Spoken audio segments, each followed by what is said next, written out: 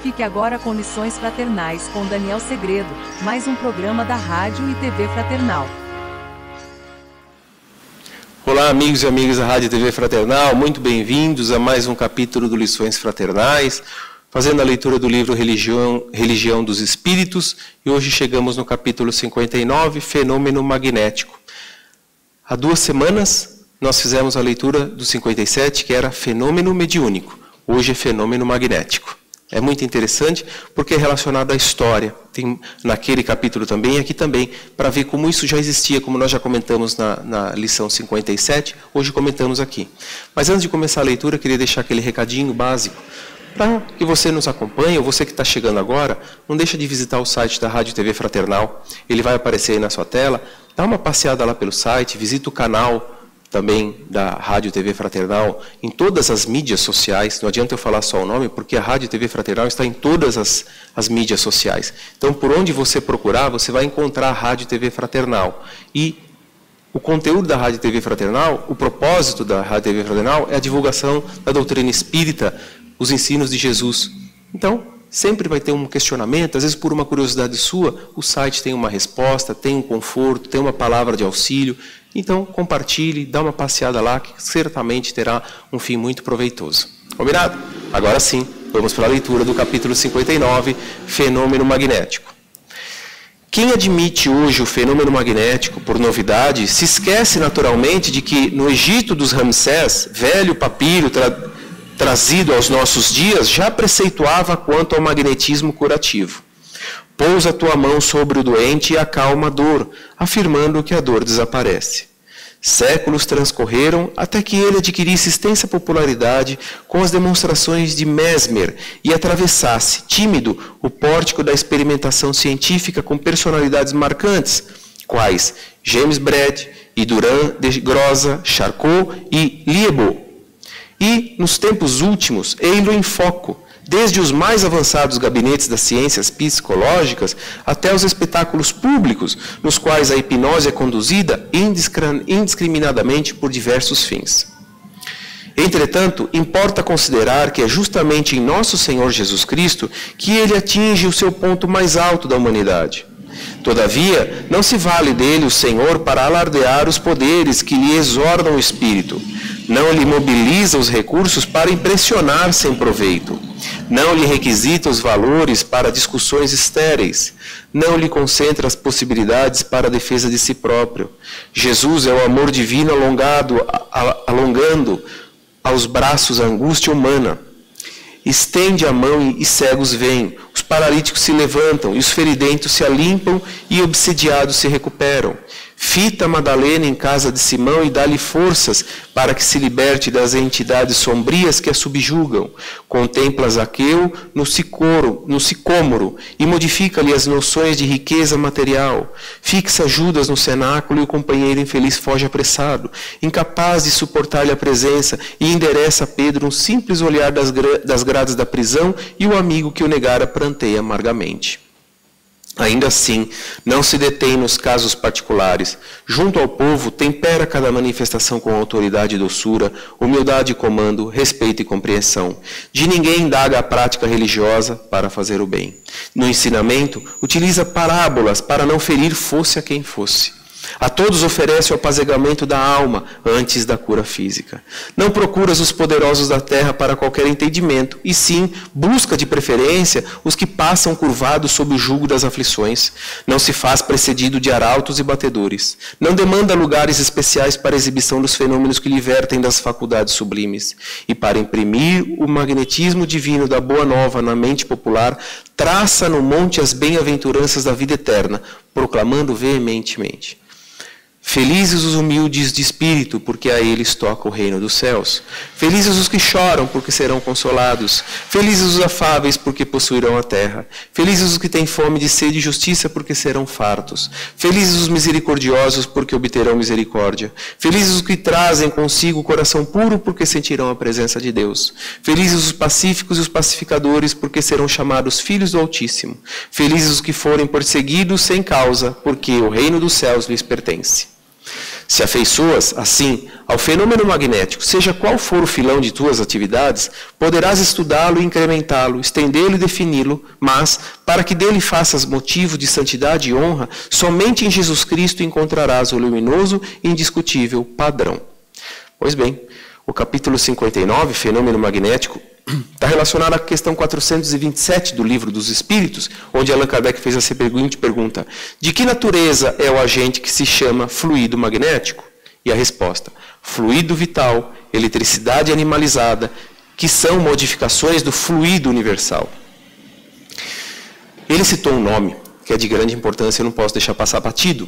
Como a gente vem falando de história em relação à mediunidade, fenômenos mediúnicos nós falamos há 2 semanas, hoje estamos falando de fenômenos magnéticos, do magnetismo que existe, dessa energia que todos nós emanamos, e é exatamente esse nome que ele falou, Mesmer, que está logo no início do texto. Franz Anton Mesmer era um médico estudioso, além de músico, ele chegou ao doutorado com uma dissertação usando o conceito de fluido universal. Cabe um parênteses aqui, está vendo como a mediunidade sempre existiu, o magnetismo a gente está vendo aqui hoje, na semana retrasada vimos a mediunidade, os fenômenos mediúnicos, então como isso é inerente à humanidade, como nós temos essa capacidade, e agora ele vai falar do quê? Esse Mesmer, que era esse médico, esse estudioso, músico, doutorado, concluiu o seu doutorado através de uma dissertação que ele fez com o tema de fluido universal, vai vendo a importância que isso tem, que naquela época, isso há muito tempo, que isso data, isso é antes de Allan Kardec, ele já tinha essa visão, Mesmer. Ele explicava que a cura das enfermidades, eu peguei a bibliografia dele no site O Consolador, bibliografias Franz Mesmer, e lá diz assim que ele explicava a cura das enfermidades consistia na restauração do equilíbrio ou harmonia alterada entre os fluidos. Com base nessas teorias, Mesmer construiu sua técnica terapêutica utilizando a fixação dos olhos e os passes com as mãos. É exatamente o que nós lemos no texto de Emmanuel, o que Jesus fazia já há mais de 2000 anos. É claro que Jesus é um espírito elevado, a gente sabe, mas Mesmer, isso muito antes de Kardec, por volta, se eu não me engano, do ano de 1800, já escrevia sobre isso, no início do século XIX, no final, acredito que no século XVIII, início do XIX, ele já escrevia sobre isso. As teorias de Mesmer afirmavam que um princípio imponderável atuava sobre os corpos. Em todo o organismo vivente existia um fluido magnético no qual circulava uma força especial, animando tanto o mundo orgânico como o inorgânico, que esse fluido se transmitia, podendo revigorar os corpos debilitados, que as pessoas dotadas de grande vitalidade poderiam transmitir essa energia para os outros se soubessem dirigi-la utilizando as mãos. Olha só, fluido universal é aquilo que nos envolve, e como a questão aqui que Allan Kardec fez, eles falam que fluido vital. Então, de onde emana esse fluido vital? De nós mesmos. A nossa eletricidade animalizada, que está na resposta do Livro dos Espíritos, né? Então, ou seja, é a nossa capacidade, através do pensamento, que a gente já viu isso, de atrair bons espíritos, a boa vontade em fazer o bem, nós magnetizamos, aliado o quê? Ao nosso fluido vital, a essa energia animalizada. Por isso, o médium, o que quer dizer? O intermédio, né? A ligação entre a espiritualidade e a vida terrena. Quando vamos em casas espíritas, e não só em casas espíritas, que mais adiante eu vou chegar lá, o que acontece quando nós entramos nas câmaras de passes?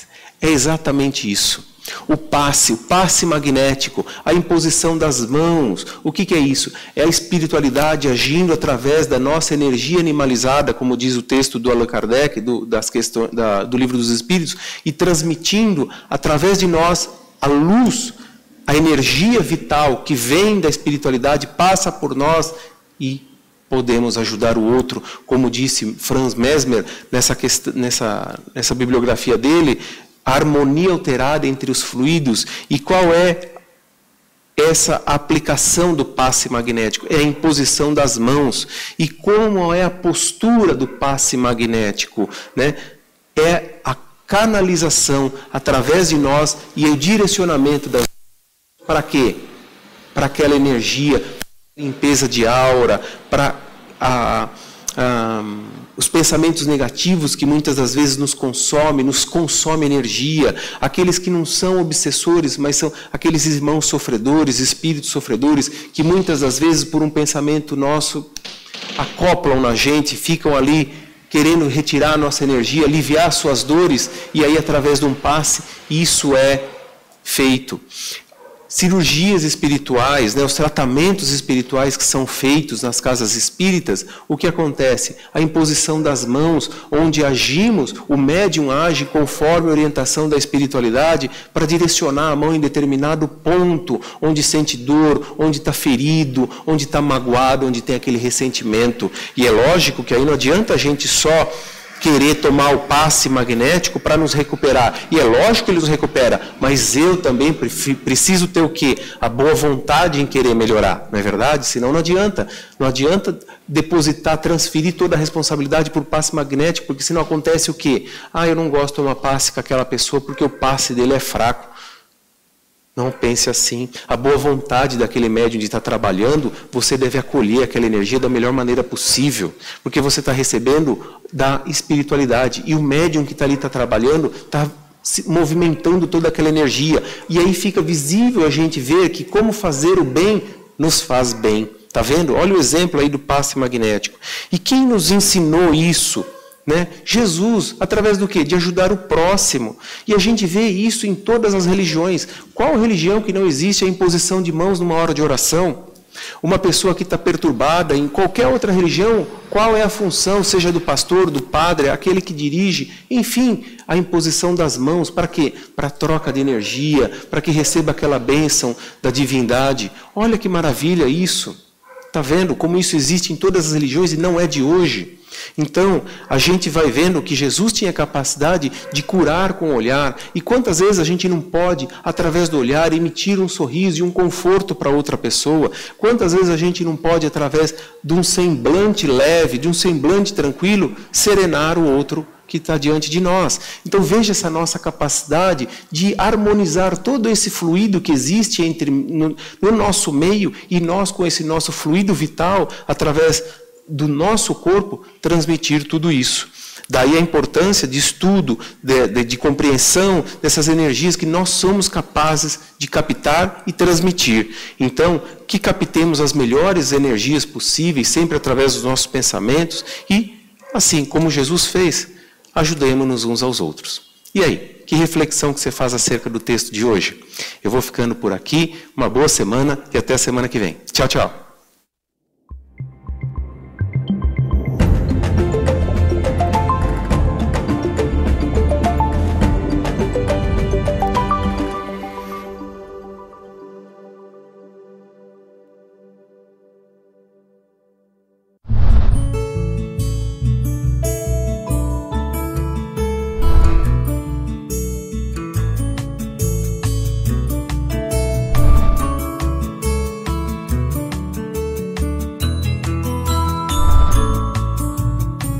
Você assistiu Lições Fraternais com Daniel Segredo, mais um programa da Rádio e TV Fraternal, sempre em sintonia com você.